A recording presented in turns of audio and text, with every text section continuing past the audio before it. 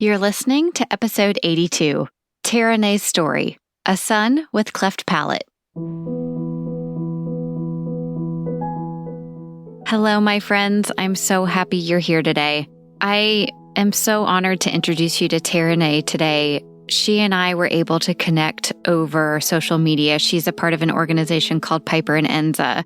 And like a lot of the moms that we interview and the parents that we interview here on this podcast, we know that when you are faced with your child having a medical challenge or a medical challenge for yourself, that it really kind of instills this passion in you to pay it forward. And, sometimes that comes right at the beginning of a diagnosis, and sometimes it comes years later. But I think that is why parents deserve to have all of the information, all of the stories, and all of the experiences to help guide them through what they're going through and support them. So that's a big part of what Taraneh is doing in this episode and through Piper and Enza. I kind of have an anxious mind this morning. So I'm sitting here in my closet and just really thinking about the impact that these stories have. And as someone who deals with anxiety, I've talked about it before on social media that I'm on Zoloft, which is so helpful. And I finally found a therapist that I like. Something about listening to these podcast episodes just makes me feel grounded. It brings a perspective. At times it's hard to listen to, and at times I feel very seen and very heard, and I feel empathy for others, and it's just a really grounding experience. And in Taraneh's story, her son was born with cleft palate, and it's interesting. We'll talk about how, the one thing she wanted to get right was this breastfeeding journey because she had done it before and it was challenging and she was just so ready to have that. And of course, cleft palate makes that very challenging. So it's morning time and I am just ready to share this story with you. And I'm about to take my Magic Mind, which is a productivity drink that I'll talk more about in a little bit, but it just really helps me focus and get the tasks done that I need to do. So I can't wait to share a little bit more with you. So let's introduce you to Taraneh. Why don't you just start off talking a bit, introduce yourself, tell us about yourself and your family and where you guys come from. So my name is Taraneh. I am a longtime nonprofit communications professional and writer, and I live in the Bay Area, California, with my husband and 2 young kids. We've been here together for about 13 years. My husband and I actually met online and ended up moving to the Bay Area together, me for grad school and him for a job 13 years ago. And we ended up making it our home. So bought a little house and live in a community that we love and are really excited to be raising our little ones here. And my son Rasta is 3 years old and my daughter Isla is 7 years old. Okay, I love both of those names. They're so beautiful. Thank you. Thank you. Yeah. So you and I were able to connect because you're a part of an amazing kind of startup organization that really empowers kids and families and health experiences called Piper and Enza. And I think what drew me to want to hear more about your story was just your ability to communicate. And I'm guessing that comes from kind of your background and your profession. But I was wondering if you would share the story of your son and how you were kind of thrust into this whole hospital medical world with your child. Sure. Yeah. So my first pregnancy was pretty unremarkable and scary by virtue of just being the first. But when my daughter was born, she was what I would like to call aggressively healthy. she just was just a little tank from the beginning, and knock on wood, she still is. And so when my second pregnancy came around, I felt really sick throughout most of the pregnancy. And I don't have a scientific background, but I just didn't feel right. But by all accounts and all the tests and all the genetic testing, the pregnancy was normal and healthy.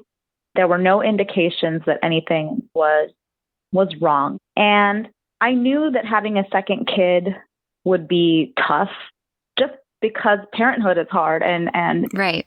Having to juggle a toddler and a newborn would be hard. So I knew it would be hard, and I was expecting that, but I thought I would have two healthy kids. And the one thing which I was really confident about was breastfeeding. That was the one thing that I kicked butt at the first time around after some hard work and getting adjusted. We went for 2 years. And when my second son was born, after I think a really empowering birth experience, the first thing I did was, okay, let's latch. Let's get this little guy to latch. And he couldn't latch at all.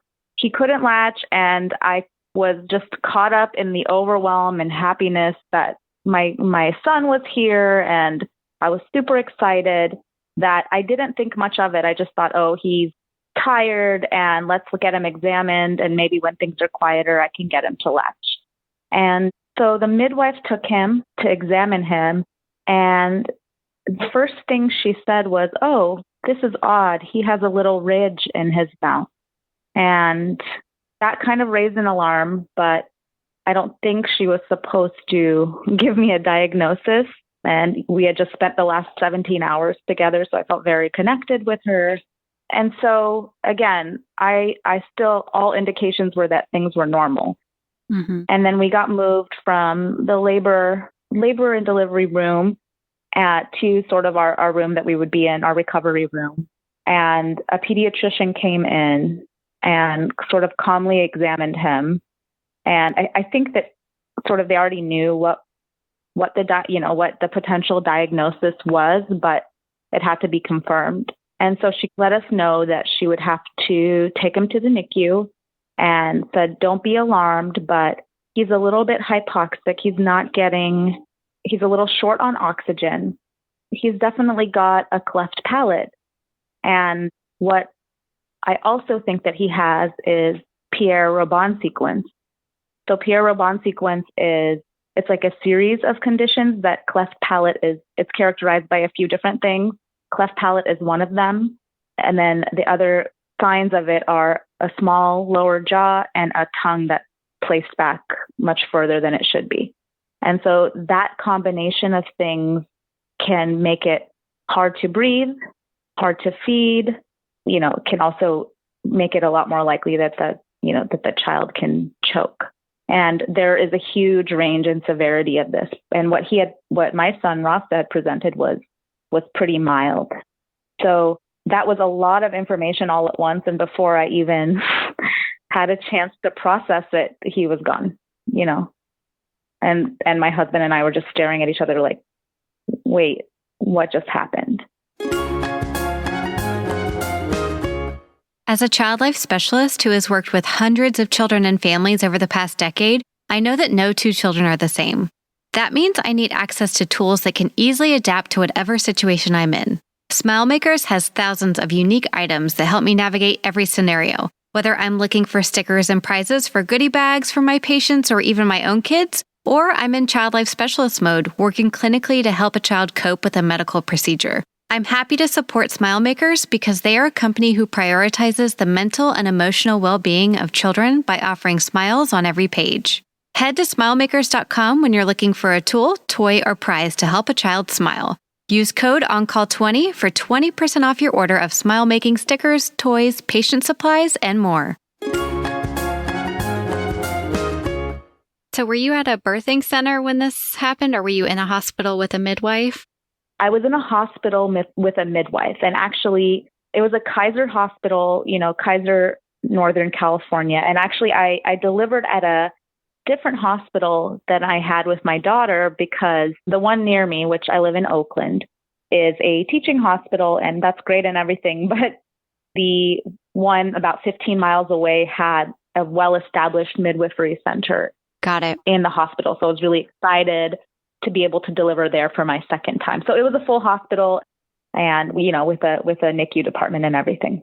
Gosh, it's like those first few moments, it's just a whirlwind in general. And then you top on like somebody saying something to you.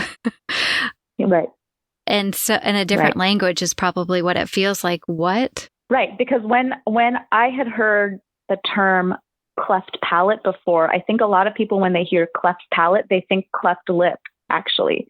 And even now, when a lot of people look at him and I said, yeah, he was born with a cleft palate, they look at his face and they say, oh, I can't see a scar at all. I said, well, cleft palate is actually internal. Then the cleft lip sometimes presents with a cleft palate. But in our case, he didn't have a cleft lip, but he had a significant cleft palate. Yeah.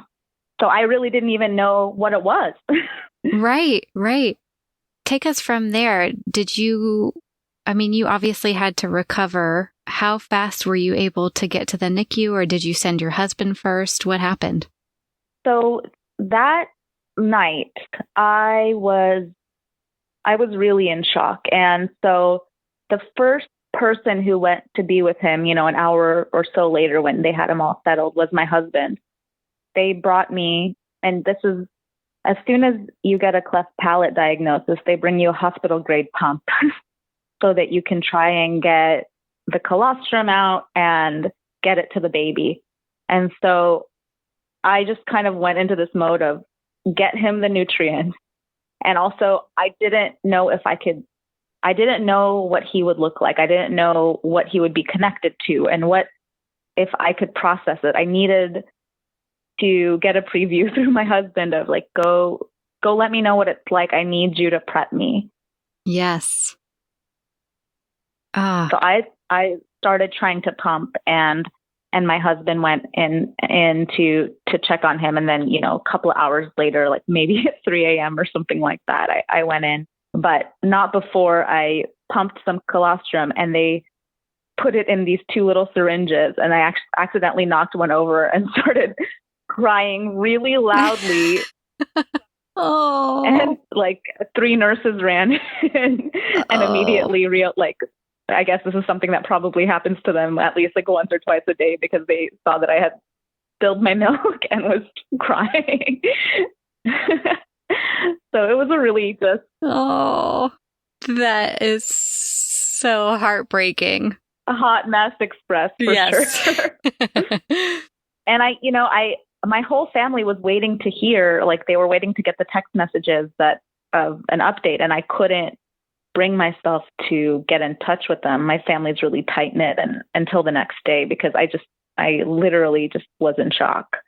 Oh, yeah, absolutely. Well, talk to us from what happened after that. How were they able to feed him, and how did you do with having to change your outlook from having this kind of great breastfeeding experience to then feeding in a different way? When I did go visit him in the NICU, and then I remember it was just like 2 hallways down, from the very beginning, the doctors and the nurses, they told me, once they got him in the NICU and they gave him some help with oxygen and all of that, they realized that it was relatively a mild to moderate case and that his prognosis was good. And so that took away some of the more irrational fear.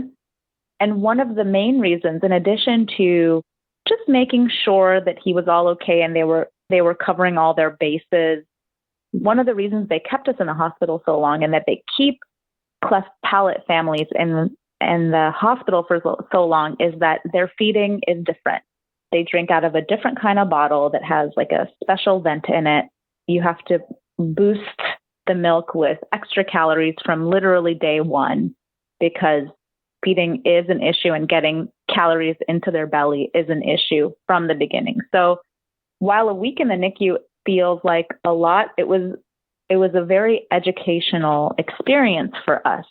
And a lot of it was early OT. We had a lot of specialists coming in, showing us the angle at which to feed him, teaching us about like how we can boost up an ounce from 21 calories to 24 calories and then 27 calories if he would need it, and the best way to get that thicker milk into his belly and all of that stuff. And so there was a lot of education happening in that week.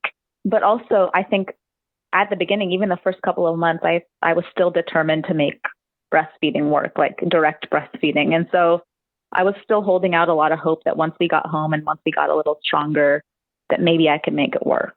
Even though, and probably in most cases with cleft palate, the baby is never able to latch, but in a very small percentage, they are. So yeah, it was a whirlwind for sure. But also, like, I'll never forget how magical the NICU nurses are, and what an amazing place the NICU is. Just how strong and special you have to be to work there and work with these families.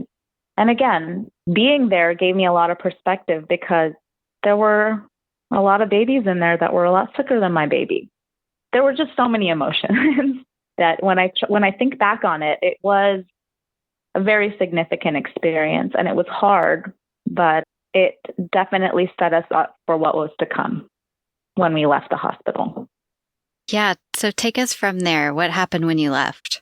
So we left the hospital, and actually the hospital right near me, less than 10 minutes away, has a national cleft palate clinic, which is so cool. That's amazing. Just like the way that it all went down, people come from all over to go to this clinic, which actually follows the child every year of their whole life until they're 18, and like documents their progress and gave us access to additional resources that we may not have had otherwise, like speech therapy as it relates to craniofacial issues like plastics, orthodontics, all sorts of things. And so that was incredible.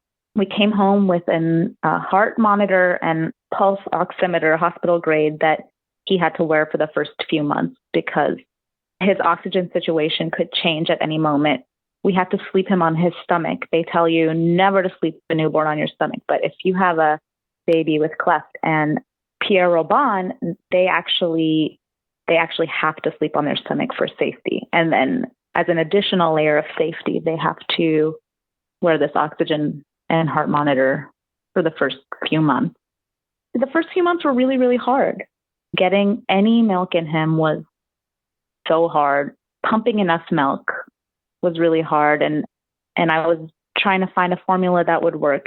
And he got really bad reflux, which is very common with babies in his condition. So it would just be painful for him to eat.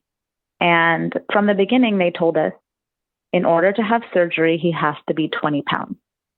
In order to have surgery, he has to reach 20 pounds, and he can't have surgery till he reaches 20 pounds. But you want to have surgery before, 16 months or so, just because it's the best time in a baby's growth and development to do that surgery.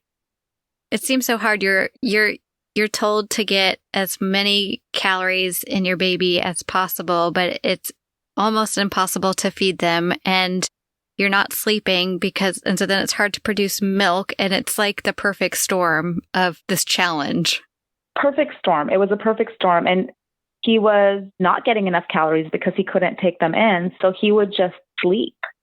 And the doctors would say, no, you can't never wake a sleeping baby. But in this case, you have to wake up the sleeping baby every 90 minutes and get it around the clock and get as many calories into them as possible. And I think I still have the notebooks, but for 14 months, we wrote down every milliliter that he drank. Wow. And for the first couple of months, we had a home health nurse coming in a couple of times a week to check on him, to weigh him, to work with us. It was pretty intense. It was cool, but it was pretty intense, and it was a lot of pressure. And it was probably, he didn't really start hitting his stride with weight gain until 6 or 7 months. The first 3 or 4 in terms of feeding were just a struggle. I can imagine there's like this whole, like, how do you even process what's happening, right? Like, what? We have a home health nurse coming? Yeah. Yeah. Isn't feeding supposed to be instinctive? Like, all of these things that just kind of you're prepared for are just kind of thrown out the window. And so different from my first experience, honestly. So different. And with my first child, when she was 10 weeks old, I decided to quit my full-time job and go to part-time work. But with my son, I was really determined to go back to my job, even with everything that was going on. And I went back to work with a lot of support from my mom, my mother-in-law, my husband. We found a trusted person to help us part-time take care of him. But he still had a lot of doctor's appointments, and there were different things cropping up We were still trying to figure out if his condition was isolated, because sometimes it presents with other syndromes like hearing loss, vision issues, heart issues, things like that. So he had a lot of doctor's appointments. We didn't have a lot of answers at that point. And so I returned to work, and 7 weeks later, I was dismissed because it was just traumatic for me, because I was really trying to make it all work, and my workplace really just couldn't support or accommodate it. And so just a lot of stuff happening. But at that point, I think I was just so focused on getting him to a point of being healthy and thriving that everything else was kind of like collateral damage, you know? Right, right. So was he able to, I guess you said he started to kind of make his weight and really gain at 6 or 7 months. And then what happened after that? Were you guys able to do the surgery? Yeah. So he was born, he was like 7 pounds, 2 ounces normal weight. And then at one point, you know, around 2 or 3 months, he completely fell off the chart. And then he started climbing his way up. And then when he hit 5 months, we started him on solids. And the thing with cleft palate babies is food comes out of their nose because they don't have a roof of their mouth. And so, you know, in a way it's kind of comical and sweet and cute. And in a way it's just like, you just don't know how much food or milk is getting into their stomach. You have really no idea, you know? Yeah. Outside of just like weighing them every 5 minutes.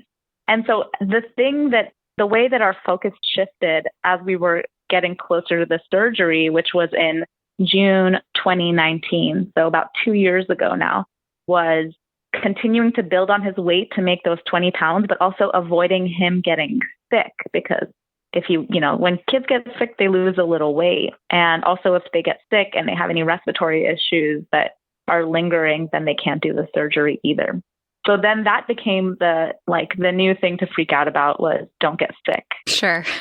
And so every time he got a cold, we had a nanny share with our next door neighbors who are like our best friends. Every time he got sick, we were all freaking out, both families, you know, keeping the bigger kids away, keeping the babies separate. I was about to say, yeah, especially when you have older siblings who just have every single thing that you can imagine, you know, every kind of sickness, and they bring it home with them.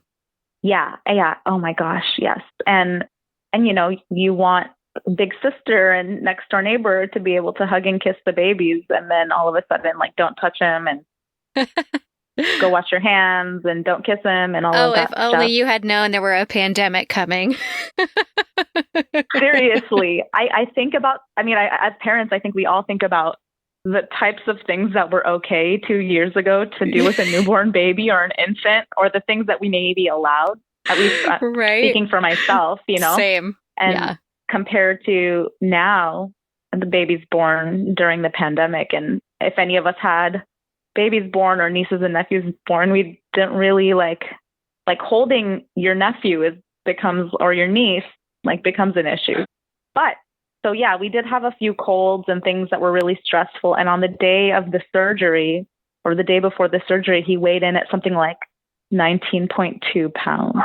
Oh my gosh. And he was a little bit sick, and I thought, are they going to do it? But by all accounts, he was doing so well that they decided to move forward with the surgery. And they did. They did move forward with the surgery. And it wasn't a totally straightforward surgery. They had, you know, he's little, and they had a hard time. The one thing that I was really scared about was anesthesia, because like general anesthesia for somebody that's so small, that's why they want to get them up to 20 pounds, is so that part of it is a little bit more straightforward. But a few things went wrong, I guess, if you want to say wrong. The first being they had a hard time getting the breathing tube in. And then they had to stop the surgery because they found they had to suction out snot that was deep in there. And then the third and most scary thing was that they couldn't get the anesthesia at the right level. They were trying to keep it light, on the light side, just to be conservative. And he woke up, I guess, 3 times during surgery, or, stirred and thrashed around and stuff. And so he's a little fighter. So the surgery that was supposed to be like 3 hours went 4 hours. And by the last 45 minutes, I was just pacing a hole in the carpet outside because I thought it's supposed to be done. What's wrong? Was there a complication? Is he okay? I was trying to get information.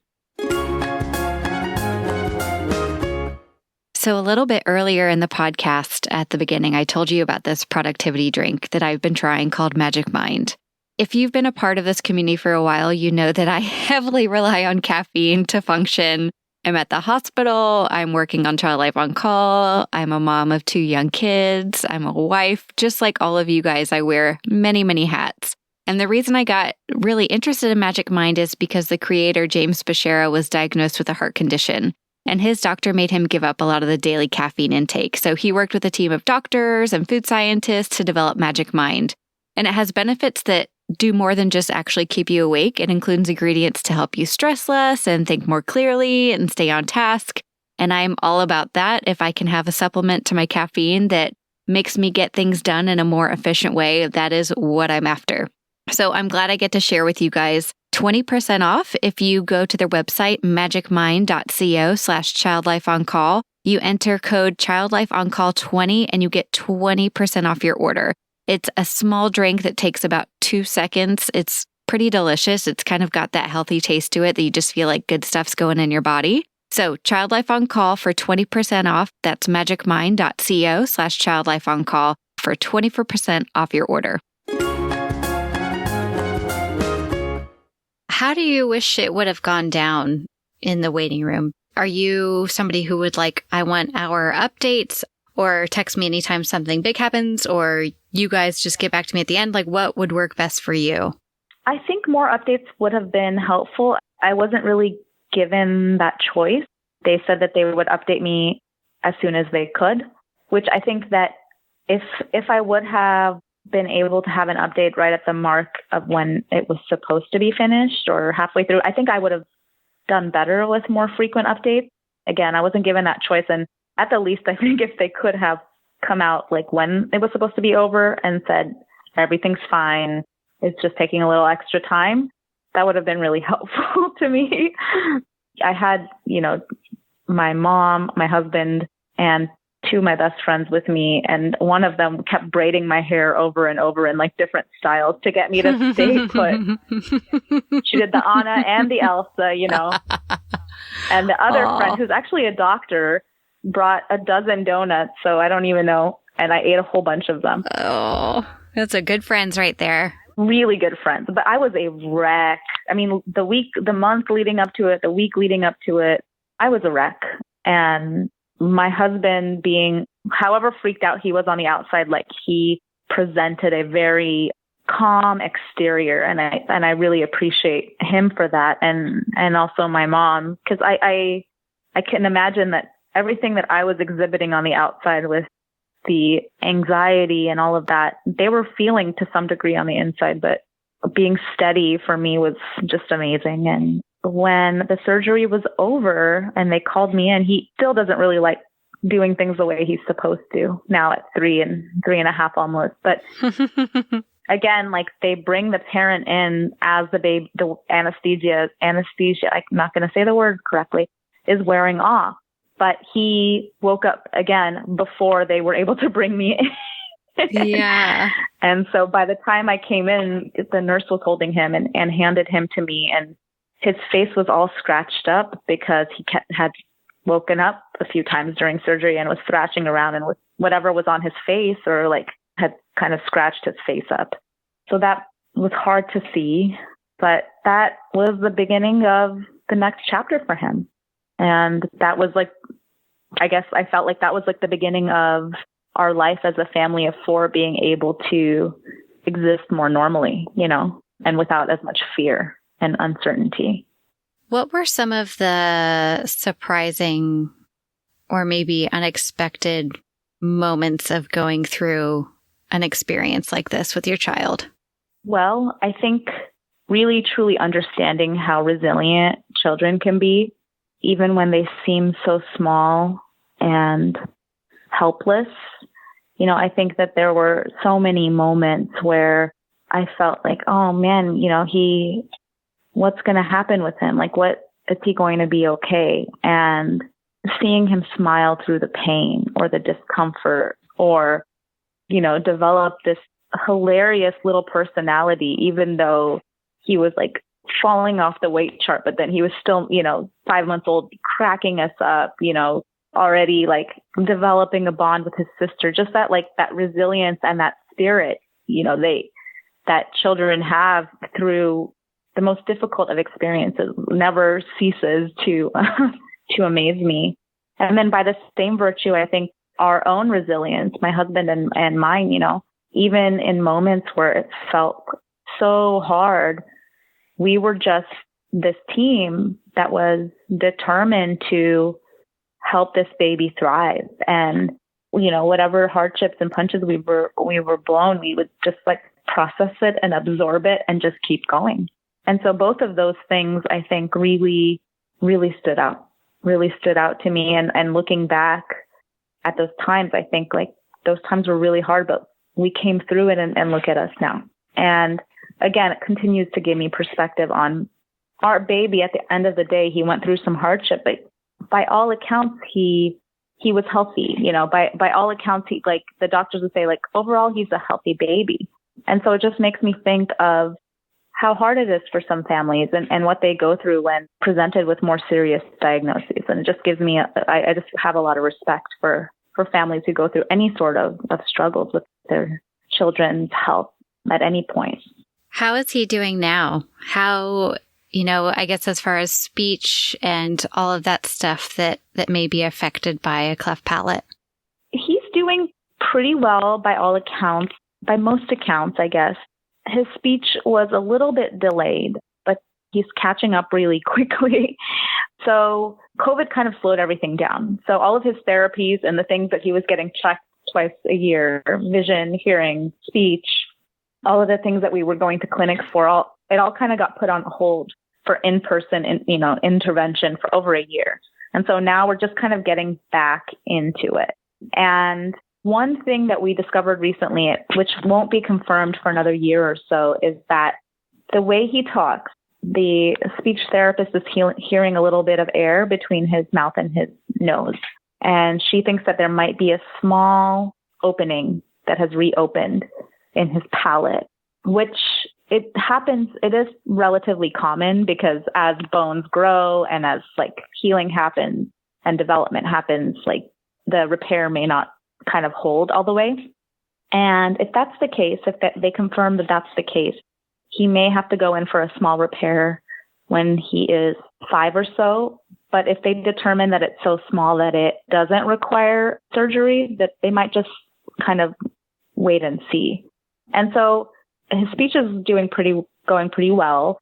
He's in preschool now and he's going through the experience like a normal kid. I think there are certain things that maybe as a parent, because of what he went through his first year and a half, I'm sort of lagging on or not pushing him on like potty training, or, I still lie down with him to go to sleep every night, which it's kind of my decision. Like I still like kind of baby him in ways that I didn't do with my daughter. But by all accounts, he is happy. He is spirited. He is, running amok in our home. He's, torturing his 7-year-old sister. So he's doing great. And I'm so, so thankful for him every day. And also my daughter, who really was the center of my universe for almost 4 years. And as a almost 4-year-old, when her brother was born, really understood how much he needed us and like took a step back. If you can imagine a 3-year-old taking a step back. Yeah, that's incredible. Yeah. So our home is crazy and it's messy and it's happy and anything you would expect for a house with 2 young kids. What you're saying kind of about the pushing, not pushing, but, the lackadaisical approach on potty training and these like special moments at bedtime. Jessica Pate, who I had on the podcast, she said it so perfectly. She said, the gift of this medical experience or her experience is a shift in priorities. And so with your first baby who maybe is healthy like you had without any issues, those are the big priorities. But now, right, like you know what you've been through. And so the priority is actually maybe a little bit different than it was the first time. And that's okay. It's just a different experience. And it can be a gift. It is such a gift. I mean, I think from the outside, maybe some people always like to judge parents, of course, always. Right? Right? I think from the outside, I think maybe some friends or peers think like, why is she so easy on this little guy? Like, she needs to get him to go to sleep and she needs to get him to sit on the potty. Those are the two main things I can think of right now. But for me, it's just like I got to parent Isla on instinct. And that was my approach, was just go on instinct. And I didn't get to do that with Rasta in the first year. And now I'm parenting both of them instinctively. And I have the gift of being able to do that with him now. And this is what feels right for this mothering experience, you know? Oh, and what a more beautiful experience to be able to intrinsically feel something rather than, be told externally how it should be done if it doesn't feel right. I would love your opinion on things you wish you knew in the medical world before you were thrown into it. And I know it's probably a long-winded answer, but if you have just kind of a few key points that you were really surprised by, like, oh, that's how this works. One of them for me is just hearing your story and that your husband wasn't allowed to be with him until he was settled in the NICU. It's like, oh, well, he just came out of your body, so why can't your husband go with him? I think a lot of times with things like that, they're trying to minimize the shock and pain of like the transitions that some of these things require. I don't know. I think that I personally, this is more of like a positive thing. I personally didn't realize what a magical place the NICU could be, like the compassion that is part of that care. Of course, I've heard it from others who have gone through similar experiences, but really the connections that you form and like really how important that part of the job is for them. I felt like they were holding us up. They were literally, figuratively and emotionally holding us during that time. And I think that also the resources that we had access to for our baby, but also for ourselves in that time, I think would be really beneficial for more families to have, families who have kids with less serious conditions or healthy babies who have families that are just trying to figure it out. And I was really blown away by the resources we had available to us and very grateful for them. In terms of what I could have expected or not expected, I think that it was a little bit naive of me to assume that like I would kick butt with feeding my kid, because even babies who don't have a cleft palate, sometimes a baby just can't nurse, can't breastfeed for different reasons, right? And so I think that if I would have gone into it a little bit less confident about that part and a little bit more ready to feed my baby however they needed to be fed, would have been less devastating for me, that part of it, which oddly was so devastating for me and still is in a way, because I was like, that's the one thing I've got down, That's kids, right? Like the one thing you're sure of is not actually the way it ends up going. I love that. And I'm always blown away. I agree, like, especially the NICU. And I know all hospitals are filled with these types of people, but I agree, the NICU especially is a really incredible place that when you walk in for the first time, you feel like you're walking into a war zone and there's so many beeps and so many tiny babies. And you're like, where are all the parents? And you're just so confused. Yeah. And so then when you pull the curtain and you actually like look at the interactions and you feel the love from providers, it just transforms it from a really scary place, which it can be, but to a really amazing one. So when a parent like you, who's going through so much, trauma in your own right, can see it and feel it, it means that NICU is doing an amazing job. Yeah. I mean, truly, I remember I was so just dazed I wasn't really supposed to be like, I had just given birth. I wasn't really supposed to be like walking a lot, but I like couldn't even feel my own recovery in that moment. And I remember when we were getting ready to be discharged, the one thing I did between my feedings with Rasta, which was like I had to be there every 3 hours or something, I walked to Trader Joe's and I bought 7 thank you cards. Oh my gosh. And I wrote a thank you card for each one of our nurses and put it in their little cubby before we left. Because I'm just like, how do I appreciate, I think I got them granola bars. I don't know. How do I appreciate my gratitude for what you've done and been for us in these last 7 or 8 days, Oh my gosh, like, that makes me want to cry. That's so sweet. I know. But it just shows the impact. 100%.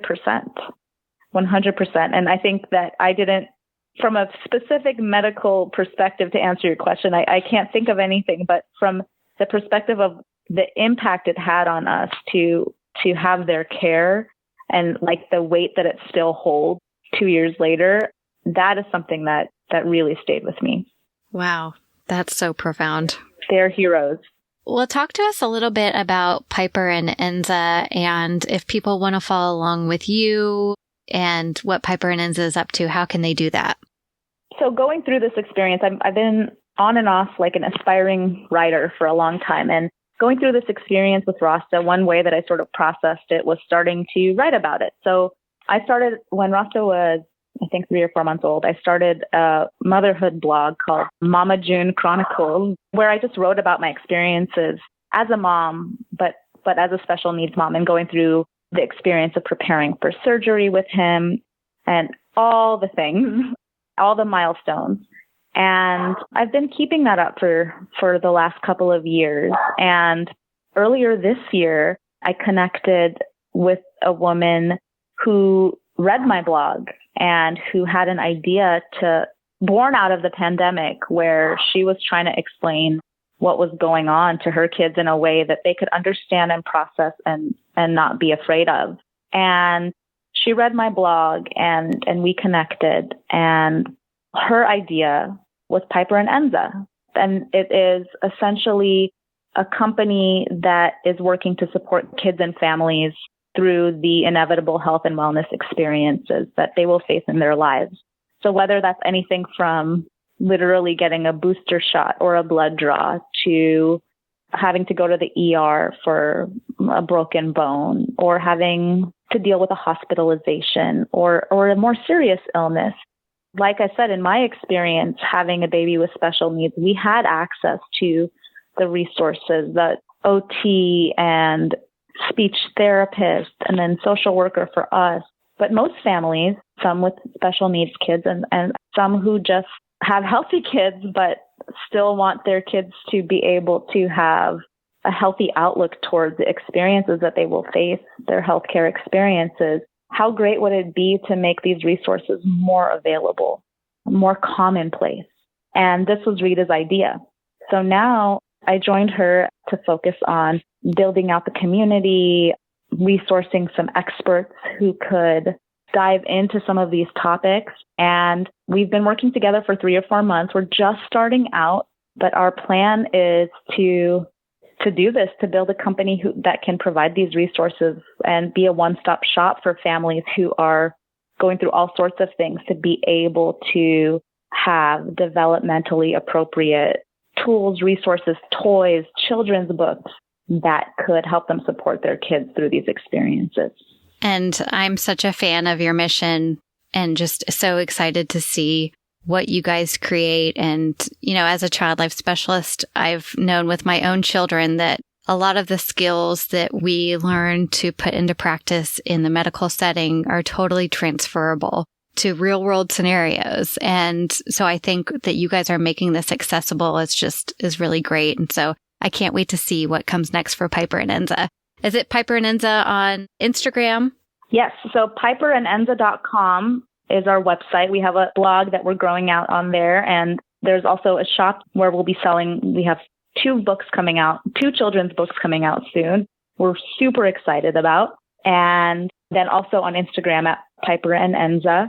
And one thing is, like, we love you, because child life should be for every child. I agree. Every child needs a child life specialist. So that's one area where we're excited to try to share with wider audiences. We're so excited that you're doing it, because ever since I started learning about child life with my own son and just through working with Piper and Enza, literally using that same language with my kids when it comes to anything, like putting Neosporin on, man. Right. They process it so much better. And why shouldn't every parent and every kid have access to that, right? And so I'm just so excited to be doing this work, to be meeting people like you, and to see where it takes us. I agree. Well, thank you so much for being here and sharing your family's story. I think there's a lot of other families going through similar experiences that will be able to resonate. So thank you so much. Thank you. Thank you so much for listening to Taraneh's episode. You can follow along with her at Mama June Chronicles on Instagram. I just really appreciate you guys being here. Go to Piper and Enza, follow along with all the great resources that they share, and I will see you again next week.